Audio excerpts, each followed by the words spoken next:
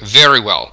So welcome everyone who is online right now, and I see that a lot of people are joining as I speak. This is Andros Banet live from Brussels, and I'm going to be sharing with you 14 tips to optimize and make the most out of your career in EU affairs. So today we'll be spending 1 hour with various ideas and tips, and hopefully you'll find it useful and relevant in terms of your career prospects and in how to advance your future in EU affairs. So let me make sure that my presentation works as it should, and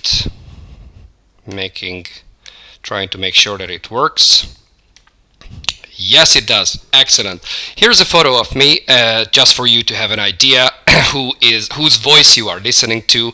And some of my activities that I do is that I'm a senior partner at Online EU Training. You may be familiar with the Ultimate EU Textbook, which I wrote, and it's currently, I think, in the 11th and 12th editions. And then there's a European Training Academy, which is a training company that I run dealing with EU affairs and providing corporate training for different private and public clients.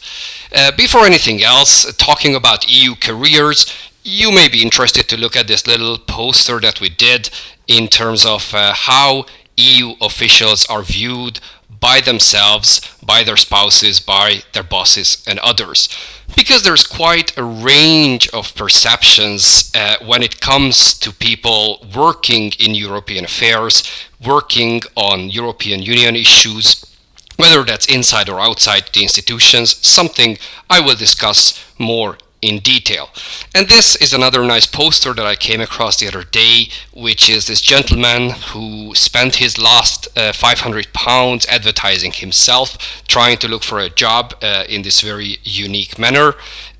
Well, this is not an endorsement that you should do the same, but there are ways to promote yourself which are just as efficient as this billboard of this British gentleman. So, before anything else, and when we look at EU careers, let me start with my tip number 1. And the question is, which is the right type of job which is for you? And this is a little bit of a high-level approach, but I do find it very relevant and very important that we discuss that in terms of your longer career prospects and in terms of your job satisfaction, you make sure that you are sitting in the right position and you are doing the right type of job. So let's look at a few ideas. One is that, are you more of an organizer type or an analytical type? And this is a very oversimplification, so to say, quite blunt way of approaching your personality type. But I do find that many people are more inclined to be an organizer type, where they're more agile and they like fast-moving things, and I consider myself more of this type instead of the analytical, which is the PhD type of person, the person who would sit down and go deep into a given file. So if you happen to apply for a job which requires a lot of analysis, maybe a legal type of job, or even a translator or lawyer linguist, then you need to be an analytical type. Otherwise, you may not be the right fit for that kind of job. The other thing to consider, whether you like more of a flat organization or you are okay to work in a hierarchical organization. And what I mean by this is, if you have the liberty to choose between two different jobs or the type of employer that you would apply to, then if it's a flat organization, usually small companies or small consultancies in EU affairs, they tend to be rather flat given the limited number of employees they have. So if it's 10, 20, 30 people, there's not a lot of hierarchy. When you work for a larger company, say PricewaterhouseCoopers or a larger consultancy, or the European Commission, as a matter of fact, there are various layers of hierarchy. So the question is not whether public or private company, but are you okay to work with procedures, to work with different layers of hierarchy, or you prefer being more in a flat organization? Number 3 is, do you plan for the long term or the short term? And what I mean by this is, if you have a career opportunity that you'd like to seize, would that fit your CV? Would that really serve a consistent, coherent profile that you would have? Or in the short term, it's a good opportunity because money-wise it pays well, say an internship, but it may not be the perfect fit when it comes to your overall profile and the kind of impression that your profile would give to a potential future employer. So this was tip number 1. Let's move on to tip number 2, which is far more practical than the previous one. In this sense, know which selection method your target company or organization uses.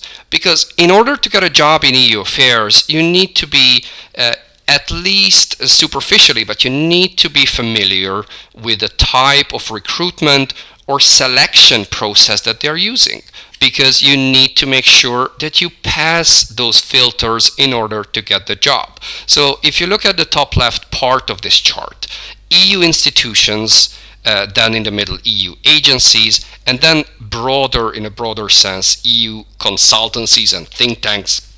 How do they actually select or recruit people? Now, EU institutions, in order to get a permanent job, you need to pass the EPSO competitions, the European Personal Selection Office competitions, which is something that we help you with on our website through ebooks and tips and other methods. This is a must in order to get a permanent contract. When it comes to EU agencies, as a main rule, you don't need to pass these competitions. There are exceptions, but as a main rule, they select based on the CV, based on your profile, based on your cover letter.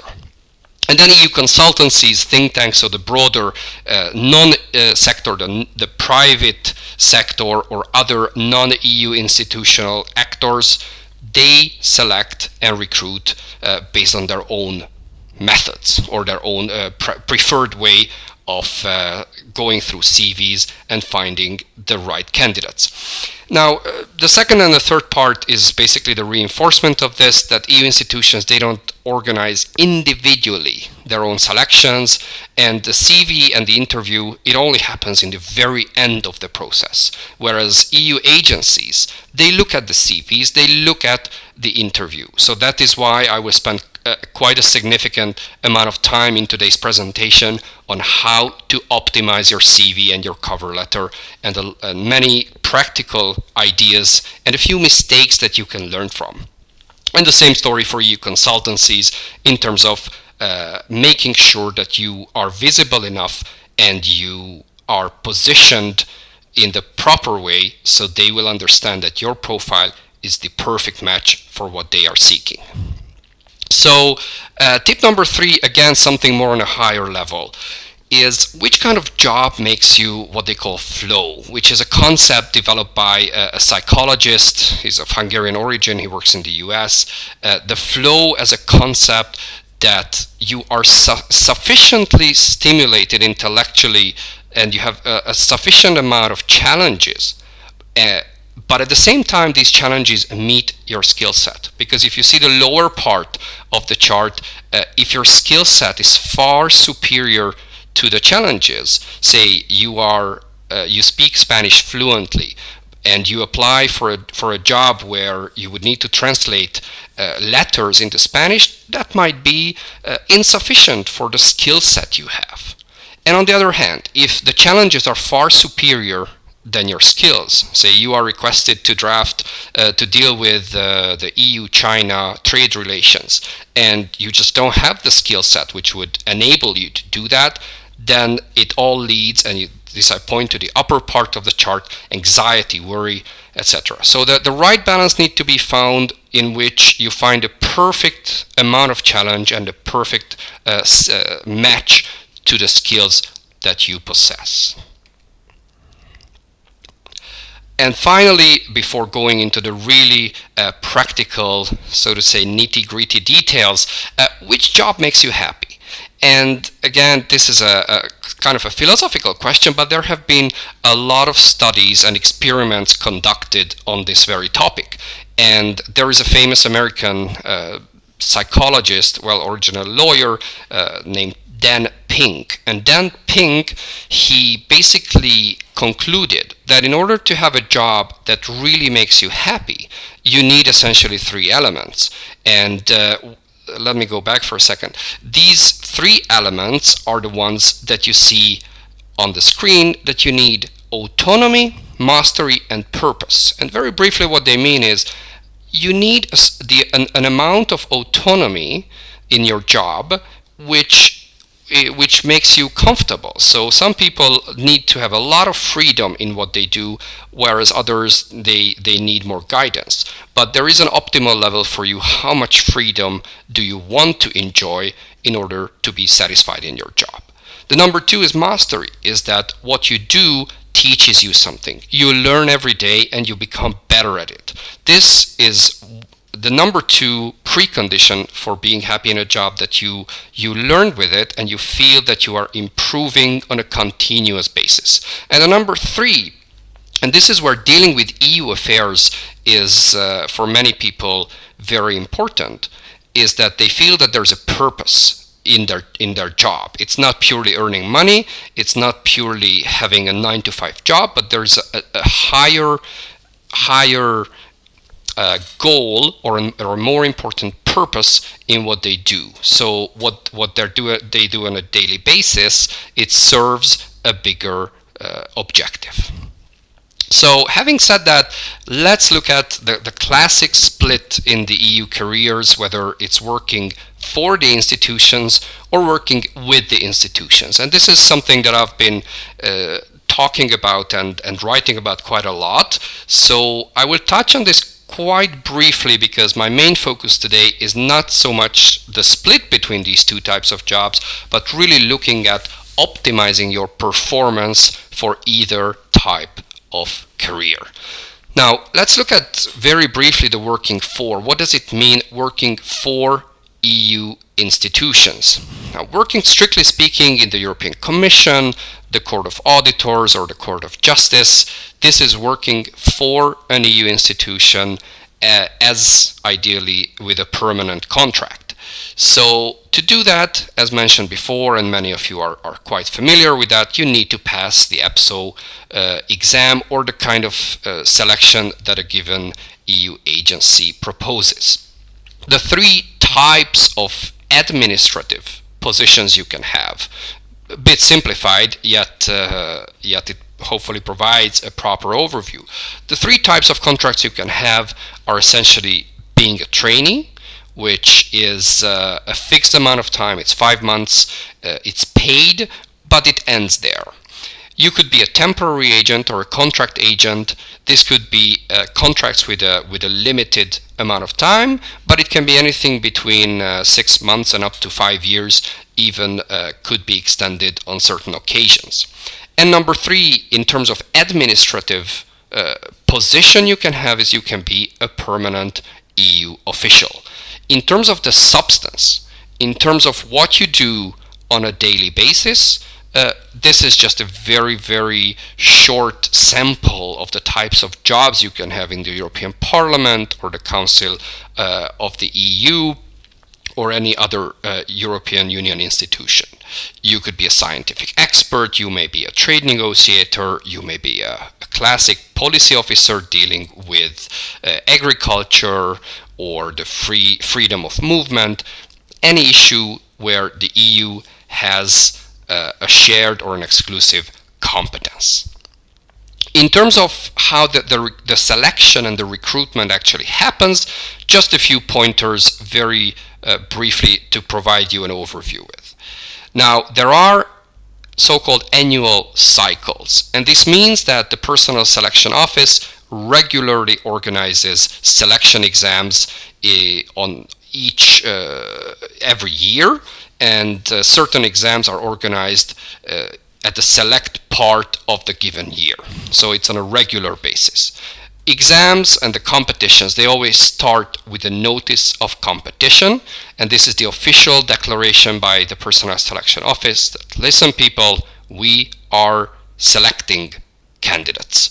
And just as a footnote to mention that the Personnel Selection Office, they don't themselves recruit, because they select from the vast pool of candidates, and eventually it's the given EU institution, such as the European Commission's Directorate General for Education and Culture, which eventually recruits candidates who have been selected.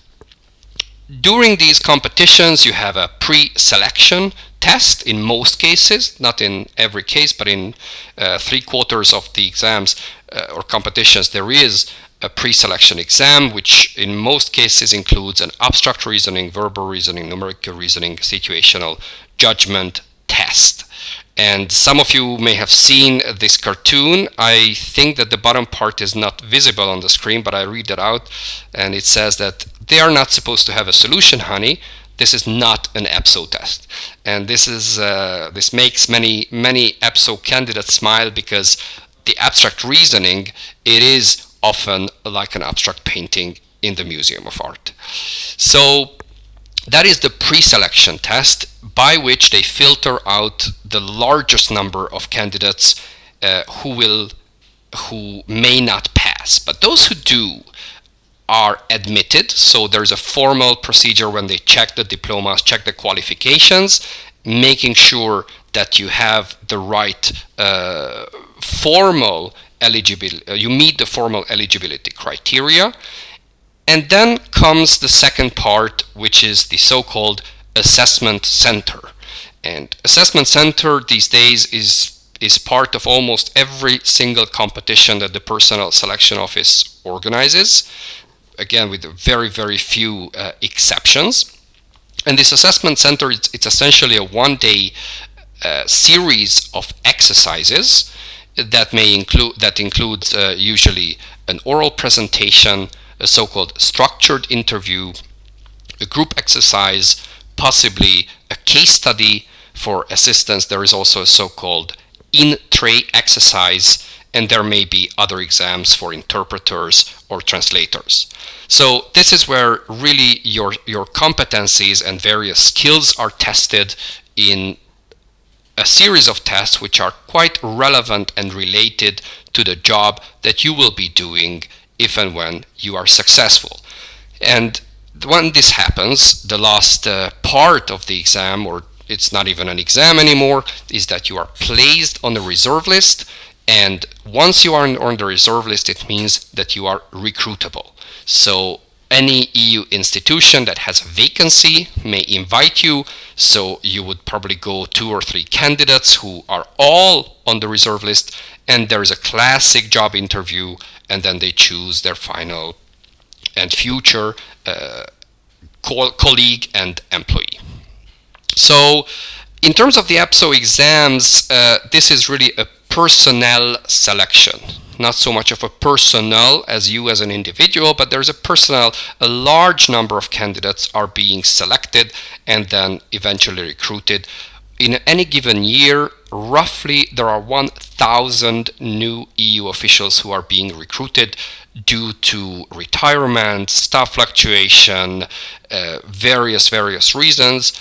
But to give you an idea that each year, even with the restrictions, even with certain limitations in the staff numbers, EU institutions do recruit around 1,000 new employees per year. So tip number 5, again on a very practical side, is I do suggest that when you are applying for a specific competition, make sure that you choose a so-called specialist profile. Now, specialist could also be nuclear scientist or macroeconomist, but specialists can also be such as a sub-profile in a given competition. Here's an example. When there is an administrator competition, EPSO would usually have sub-profiles such as law, public administration, audit, finance, and others. The more specialist or unique profile you can choose because you qualify for that, you have the formal eligibility criterion, then do that, because the more specialist, the more unique the profile, the less competition you're going to face. And the number two, or so to say, the sub tip within this is choose the exam language carefully. So make sure that the exam language that you have picked is really the one that you originally had in mind, because so-called language 1 is usually your mother tongue, as long as it's an EU official language, and that's the one in which you will sit the pre-selection tests. For the current Croatian exams, it's a little bit different, but as a main rule, you will sit the pre-selection tests in your first language. And language number 2 is your basically first foreign language, as long as it's English, French, or German. So making sure that you are able to sit those tests in your first language, and then you have English, French, or German for the assessment center.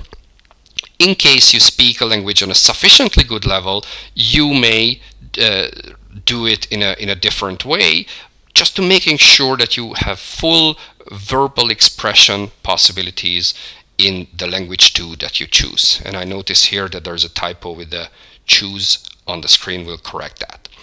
And then tip number 6, still within the EPSO exams and still within the field of working for EU institutions, is pre-selection tests and assessment center.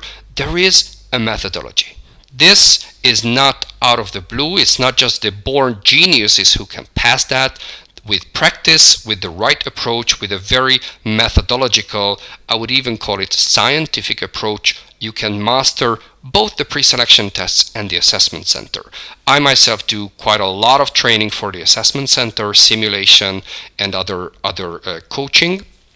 But practicing, and this is based on feedback and surveys that we've run, also the pre-selection tests can be significantly improved in order to have your performance on a level which enables you to not just pass, but to be better than the rest of the candidates. Tip number 7, still within this framework, and we'll soon move to the next point of working for or working with institutions, not necessarily inside EU institutions, is to make a plan. And however simple that sounds, I do suggest that you form a study group, that you have a specific timeline and a preparation plan, because ad hoc preparation will not yield in success. It will not lead to success. Making a plan and having peer pressure with your friends or other colleagues who may be preparing for exams is the most efficient and effective way of passing the competitions. So this is about EPSO exams, the European Personnel Selection Office competitions and exam. And again, zooming out, that these are under the heading of working for specific EU institutions. So I suggest we go to the other and larger part of my presentation, which is working with EU institutions, but not necessarily inside as an EU official, but in other companies and organizations surrounding them. And then we'll be looking at specific examples of how you can actually optimize your CV and your cover letter for an impact. So a quick overlook of what you need to do. There is one single thing that you need to do when you are applying for classic jobs outside institutions. You need to convince the employer that your CV and your profile is the perfect match. And again, this sounds quite simple, but in practice there is a method to it, and there are many things to master and bear in mind. And as I'll be sharing with you very shortly, my story that recently I hired an assistant, and when I published the opening, there was quite a significant number of people who applied, namely 196, And I did want to make sure that I don't miss anyone and I'm fair to every applicant. So I went through all the 196 cover letters and CVs. So many of the things that I saw, obviously completely anonymously and with privacy respected, will be on the screen, and I will share that with you, making sure that others can learn from certain mistakes that I have seen. But before that, let's look at tip number 8 in terms of working with EU institutions. What could that actually mean? Well, in an EU context, that could essentially mean 3 main categories of jobs. One is the diplomatic type of jobs that I like calling this way, working for permanent representations, that if you work in an EU, or if you are a citizen of an EU member state, you can work in a permanent representation as a seconded national official, or you could be a diplomat in the foreign ministry. This is through the national channel. So you would need to become a public servant or a civil servant through your home country. There are also the so-called SNEs, the seconded national experts, who are, again, they are officials. They have a public status in their home country. So if you happen to be German or Maltese or Slovenian, you would be an official in those countries, and your ministry or the Foreign Affairs Ministry sends you to work in an EU institution, but you are still, legally speaking, linked to your home administration. Again, this is more in the diplomatic field, and in most cases, to get these jobs is through national channels. Then you have the so-called political jobs, which could be several types. One, or actually 3 that I would highlight here, is to be an assistant to a member of the European Parliament, which means that an individual member of the Parliament would consider you as an asset, as a helper and political advisor, as long as you share the same political views, or at least your views are not far from that person's. If that MEP is representing the Greens in the European Parliament, you would need to be aligned with that. If that MEP is a conservative or a socialist, they would want their assistant to be sharing a similar ideology. Same idea, but still administratively it's a different type of job, to work for a European Parliament group, because all the major political groups in the European Parliament employ a number of people in their administrations, which is not necessarily for an individual MEP, but working for a political group. And then advocacy organizations, anything from Greenpeace to various other NGOs, which have a strong value set and a strong agenda. I would consider them as a political one, because they would want you to have a similar opinion or share the same values. And again, just reminding everyone that this type of jobs, you need to convince those employers that you are the best fit and you have the right profile which matches their needs. And last, in this little recap of the under the heading of working with EU institutions but not directly in them, is by and large the private sector. So that can mean think tanks, meaning the European Center, the European Policy Center, for instance, or different foreign policy think tanks, or those that search and research EU-Asia relations, etc. If you are more of an analytical type, think tanks are probably a good fit for you. Consultancies, a very popular career path of basically lobby firms and public affairs companies, qualify or they fall under this category. And trade associations, which can deal with photovoltaics, with solar panels, all the way to animal import and customs duties, and other business trade associations. And again, in all of these jobs, essentially, you need to convince the recruiting person that your CV and your profile is a good one. And this takes me to my very practical tips and kind of case studies, if you may, of what makes a good CV and typical errors that I would caution you against, and I would make sure or try to plead that you avoid. So ultimately, your goal is to stand out. And as easy as it sounds, the execution is always the hard part. So how can you make sure that you are different from all the other candidates? And I certainly don't think that sending in an email with a blue background or a blue letter, if it's a physical mail, that would qualify as standing out. Because there are many other ways of making yourself look unique and relevant. So I suggest we look at what I call 4 components of success, which is the packaging in terms of the overall look and feel of your application, your CVs and the content that you share, certain extra elements, and I will talk about what more you could add to boost your CV and to boost your profile. And last but not least, we'll talk a little bit about luck, however random it may seem.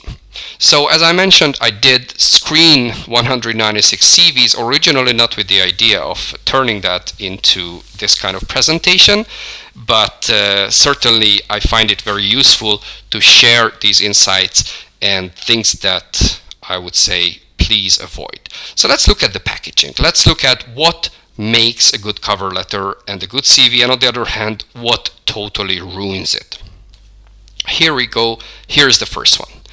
Now, when you apply for an EU affairs job, mostly in Brussels, make sure that you convey the message that you're available for relocation or that you are already living here. Because many employers, however bad it sounds, but many employers may not even invite you for an interview if you are out of town. They will say, well, I'm not sure I'm going to hire this person. I'm not going to commit to anything that this person would make all the way and fly here, however motivated you are. So they would say, well, I'd rather not invite this person. They wouldn't bother to have a Skype call or anything else. So provide an indication that, yes, I'm flexible, or I'm actually already living in Belgium. Number 2 is, are you using the right style? And I had a little questionnaire when I announced that position for assistant, and some people wrote quite interesting things there. This candidate actually wrote that, and the question was, do you have a thorough knowledge of EU institutions and procedures? And then the answer started with, yeah. Well, if somebody can blow an application with a single word, I think this is a good example for that. It's quite strange to see in a professional setting, yeah. The other thing is attention to details. And many people claim that they have a very high attention to details and they are very, very thorough in their work. At the same time, I look at their CVs, I look at their application, then I see, like the one you see on the top part, as political activists. It's not supposed to be in plural. Or the second example, when you look at, I managed to get to know the EU institutions in details, or representing its members, but with an apostrophe. This is one of the mistakes that really I really find irritating. So these tiny mistakes, they are sometimes enough for your application to be rejected. If you have seriously almost 200 candidates to choose from, one little apostrophe or one small mistake might disqualify you. However bad it sounds, that's reality. Next one, along similar lines, spelling errors. Again, attention to details. You look at the top part. I know that there are 7 institutions in the European Union. Small mistake, but it reflects very bad on this candidate. One of the most entertaining mistakes I've ever encountered, I dare to say, is the one that you see in the middle of the page. And it says the European Commission, the governing body concerned mainly with drafting legislation, but spelled in a way that you spell draft beer. And incidentally, this was an Irish candidate, so I was wondering whether that had any bearing on the spelling. But in any case, the fact that it was a native speaker made this mistake even more painful. And then at the bottom side you have Leonardo da Vinci, which I guess many Italian listeners and even non-Italians would probably be very uncomfortable to see such a name. Yeah, here's a little zoom in so you can have a better idea of the story. Next one, your email address. It tells a message. It tells a message just like any communication you have. It reflects on you and gives an impression to potential employers who you are. Are you professional? Are you serious? Now, this is just an innocent Gmail address, but I have a hard time even reading it, let alone if this candidate, if I had a phone call with this candidate and that person wanted to spell me his or her email, I would have a hard time writing it down. One of the key points, if not the most important things, is that please show me that you care about my organization, meaning that you care about the potential employer's organization. Because look at this example. It says, what is your main motivation to work in this job? And essentially my question is, what's in it for me? What's in it for me? And this candidate said, I will give you 3 reasons. First, I definitely think I can benefit from the extensive experience of the director by working next to him. Second, I feel myself suitable to work in small teams, surely my dimension. Last but not least, I still have a lot to learn about EU regulations, and therefore I consider this as the chance for a quick learning by doing. Now, it's great that this person is so motivated, and I do appreciate his kind words in the first point, but how does all of this add value to my organization? That person could have turned all of this, say the second point, I feel myself suitable to work in small teams, surely my dimension. That person could have said, I'm very efficient when working in small teams, and I think this efficiency will benefit your organization. Immediately turning a sentence from what's in it for me into what's in it for you. So if I had to highlight a single point, what I encourage you to do in your application, it's this one. Don't talk only about yourself. Relate that to the needs of the employer and to the needs of the organization. Here's the zoom in so you have a better look at this actually negative example. Next one. It's more of an administrative nature, but the question is, especially when it comes to working in Brussels or in Luxembourg, in EU affairs, whether do you have citizenship or work permit issues? Because some candidates were non-EU, coming from non-EU member states, which means that they were either from, say, Croatia or other countries, which is certainly not a problem in and by itself, but it makes potential employers think, am I going to have certain administrative issues with this person? Is it going to be a headache for me to go to file certain documents, get new certain papers approved, etc.? Prevent that. Make sure that you emphasize in your application that you can take care of these administrative issues, that you can help the employer's job, or you already have a long-term residence permit. Don't make them think and have doubts whether this would be a problem, because it might lead to an immediate rejection, not because you're not a relevant candidate, but for a pure administrative formalistic issue. The other question is, if you're overqualified, should you apply or not? Today's job market is extremely competitive. There's no doubt about it. So if you're overqualified, it's all right. But tell the employer, why is it okay? That you would not have an issue, you would not have a problem doing things which may be much lower compared to the qualification that you have. So that you don't mind that the potential employer will not be doubtful if you might end up being very frustrated in the job because you happen to have 2 master's degree or a PhD, but the job is an internship. Make sure that you preempt this doubt and already answer it in your cover letter or in your CV. So this was pretty much the packaging, a few horizontal or cross-cutting ideas in your application. Now, let's look at the CV more specifically. How should it look, or which are the certain issues and problems that you can avoid to optimize your CV? So here are a few specific examples. Let's go through each one of them. First and foremost, is your CV updated? Again, however simple and blunt it sounds, make sure that it's updated. The applications were sent in December 2012, so a couple of months ago, and some candidates wrote in November 2012 their diploma is expected, which means that at least for 1 month they didn't even bother to update their CV, especially not before sending it to me.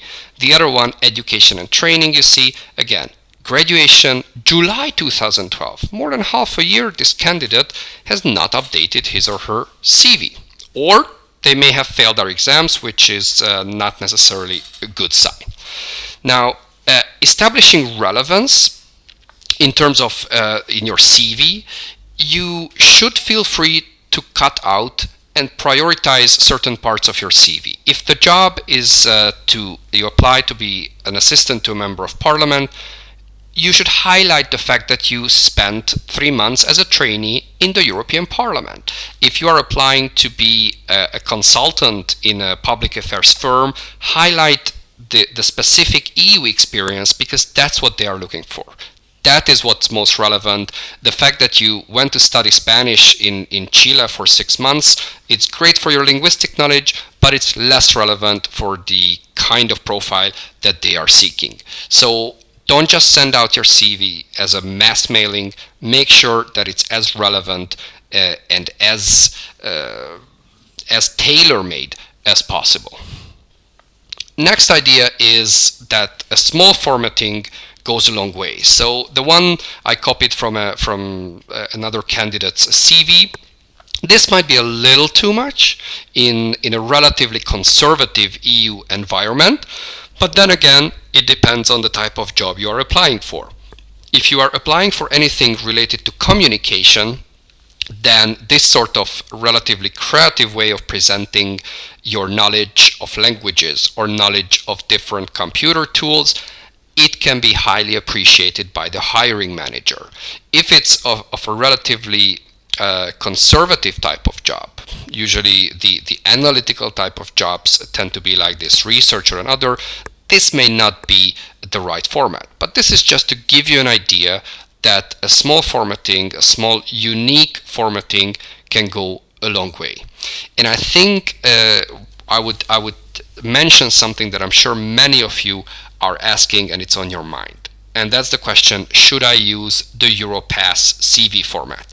And I have to make a confession, no offense to anyone, but I personally hate the Europass CV format. And there is a simple reason for that, is that it's extremely long and it doesn't go to the point. It obliges you to go on and on for 3 or 4 or more pages. Not to mention your language knowledge, which I think it makes everyone a headache to find out what is B1 or C2 level of English or other language knowledge. So unless the employer specifically asks for the Europass CV format, I would very much encourage you not to use it. Use something more unique, more personal, and I dare to say even more creative. Let's look at the next one. In terms of the CV, does it tell a consistent story? And this candidate had a degree in Advanced Master in European Studies, then there was a language immersion course, and then there was a Master in Business Communication, then the last one was World Education Program in the US as an exchange student. And I don't really know how to grasp this candidate. Where do I put this candidate? Is this person more of a communication person? Is this person more of a journalist type or a linguist type? Potential employers, they love to put you in boxes. And however bad that is or good that is, I don't know, but they certainly do this. So they want to have an idea, are you more of a manager type? Are you more of an EU energy policy expert? They want to know what is your main line in your profile. What is the thread on which they can put these elements? So the CV, in a way, it needs to tell a story. It needs to reinforce, each element needs to reinforce the kind of profile that you want to pass and the one you can convey. The other, it's more of a formalistic thing, but also in terms of content, I'd like to highlight that in this example you see an all caps overkill, meaning every single word is written in all caps, which totally decreases the value of the words that this person wanted to pass there. And the number two is that it's just too many items. It's a complete overload of information, and I just simply can't believe that this person is an expert in financial mathematics, business administration, marketing, banking, etc. I understand that probably these were the subjects that had to be covered in the school he or she was attending, but there needs to be some focus, some choice on the main subjects or the main interests of that person. Next one is putting concrete achievements into your CV. If you have certain numbers or figures, these are always welcome in a CV. In American CVs, resumes, this is extremely popular, this sort of approach. And if exercised in the right proportion, this can be just as good in classic EU affairs jobs. So this person said that meeting with the Food and Drug Administration resulting in a 77-day reduction in lead time in product to market. Now, the fact of mentioning the number 77, it makes it somehow sound much more concrete. This person has achieved something, has reached a certain objective, and that was very positive for the organization. So if you have this sort of concrete achievement, instead of saying I'm a good organizer, mention that I organized a conference on the EU data privacy law with 200 attendees. Very concrete, and it sounds as a credible achievement. The next idea when it comes to EU affairs jobs, make sure that you highlight that you have a practical or even inside knowledge of how EU institutions work. I know that not just on my own personal example, but having talked to a number of people in and around EU institutions, they always look for candidates who have a good understanding of the procedures, the decision making, the policies, and the rest. And if you have such experience, make sure you really highlight that. One of the candidates who applied to the position I announced, she spent over a year in the European Parliament, but this was hidden in the middle of her CV, which was very silly thing to do because it's one of the biggest selling point in her CV.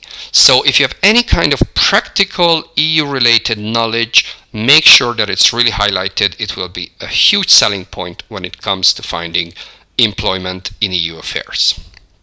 Next one, think with the reader's head. In terms of this person said, the Aspen Institute intern in the leadership department. Sounds impressive, but I have no clue whatsoever what is the Aspen Institute. And if any of you does, without Googling it, please let us know. I'm just saying here, my point is, think with the reader's head and mention what kind of establishment is the Aspen Institute. Where is it located, first of all? Probably in the US, but I'm not sure.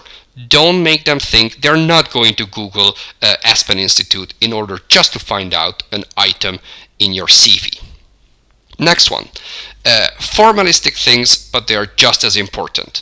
The file size of your CV. These days we are almost exclusively sending CVs through email, electronic application. Please don't send files which clutter the email systems, or if the potential employer or the hiring manager sees that attachment on their phone, you just don't want them to pay an extra fee for the data charges just to download your CV. So make it relatively small, easily accessible. and please make a PDF. Do this favor for everyone for the benefit of humanity, because having Word or all sorts of formats will be displayed in totally different ways on totally different systems. I recently started using a Mac, and here Mac users know very well you just can't easily open a Word file. So unless you have the Word for Mac, make sure that PDF is sent, which is compatible basically with every computer system. And then in terms of the chronology of your CV, I'm very much in favor of candidates starting with their experience, not starting with the education, because in most cases experience is much more important than the education by itself. Next point, should you add the photo or not? Just as a sort of disclaimer, this is none of these photos were taken from actual candidate profiles. I googled them. These are publicly available images and for demonstration purposes only. Now the question is, should you add one or not?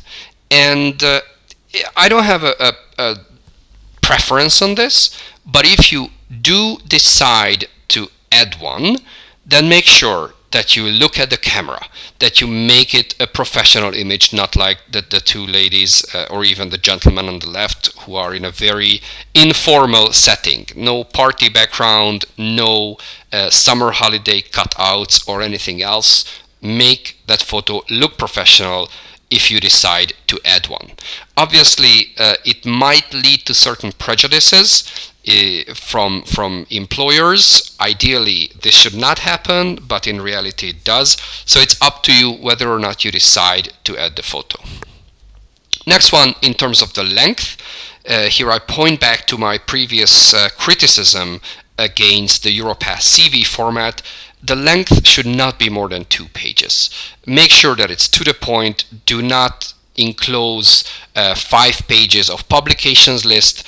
Make sure that your CV is focused, so you can cut it down, add certain items in bold, have my eyes look at things which are really important. So formatting is not just a pure presentation issue. Formatting can make or break your application, because these employers, maybe they don't have only 200 CVs to go through, they may have several hundreds. So the time that they spend on any single CV is extremely limited. Sometimes they say it's 7 or 8 seconds, occasionally more, but it's really the overall impression. So once you have that CV, show it to a few friends, colleagues, even your family, and ask them, what is the first thing that you see? What is the general impression you see in roughly 10, 20, or 30 seconds? So this is really on the layout how extremely important that is, not just the CV, but also the cover letter, to consider these principles and practical tips when you are sending it out. And tip number 12 is you can add extra elements. What could these be, these extra elements? Just for your consideration, and again, depending on the type of job that you're applying for, it may or may not be appropriate to add any or all of these. One is that you might say in your cover letter what you would do in that organization on day one. Many employers like this. It's a very proactive approach to say, well, this is what I would do on day one. This is how I can contribute to your goals and your objectives. And that can be an EU agency in Copenhagen, all the way to a potential consultancy in Luxembourg or Brussels. So this could be a valuable part to add. Another thing is you can add some ideas about the employer, about the organization, what you perceive or what you see. Make sure that you are politically correct and you are not critical in any way. Again, mostly for communication, or in a broader sense, public affairs or public relations type of jobs, you may create a video introduction. Again, it's quite a creative thing, and that's why I'm emphasizing that not every job would even welcome this. But some positions may be responsive to such an idea. You may put in the cover letter on the CV itself a link to your LinkedIn profile. Well, make sure that your LinkedIn profile is consistent with your CV, but the potential employers would want to find out more about you and see sort of a reinforcement of the impressions that they got based on your CV and cover letter. Extremely important, and so many candidates overlook this.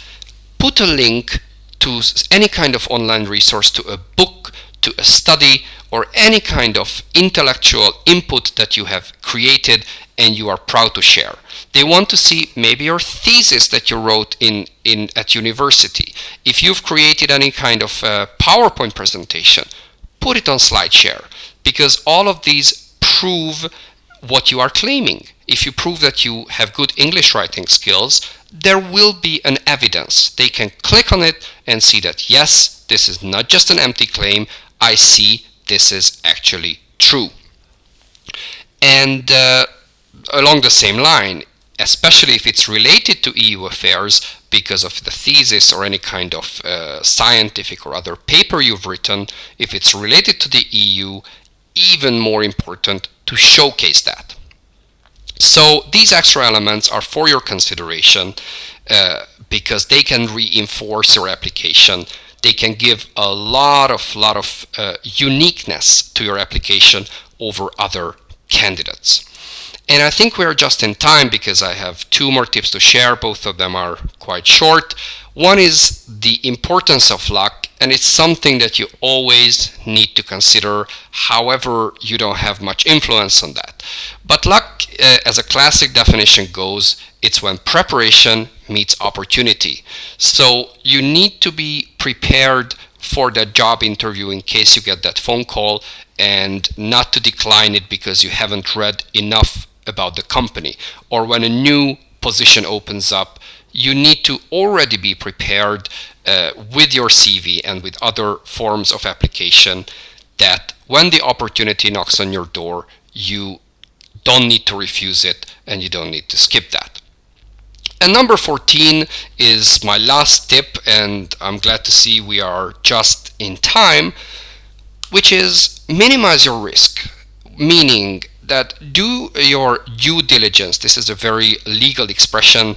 Your due diligence on what resonates with that potential employer. What I mean by this is look up their website. If you know the individual hiring manager, or if it's a small company, possibly the top manager will be very much involved. Look up their profile, see what they do. In an online world, this is certainly possible. So this way you can make your application very relevant for that person, or in professional terms for the organization. And if you have a better understanding and you integrate that in your CV, in your cover letter, and later in the interview itself, this will significantly improve the chances that you will be invited and eventually you will get hired. So the very last thing left for today is that I cross my fingers for all of you who are seeking jobs or a career change, and wish you lots of luck in your career paths. If you have further questions or there is some point that I haven't covered, I do encourage you to send us an email or post it on our Facebook page, which is facebook.com/EU training, and either me or one of my colleagues will be very happy to answer that, whether that concerns CV writing, EU agency jobs, or in a broader sense, the European Personnel Selection Office competitions. Thank you very much for your attention, and I wish you a very pleasant night. This was Andras Banet, live from Brussels.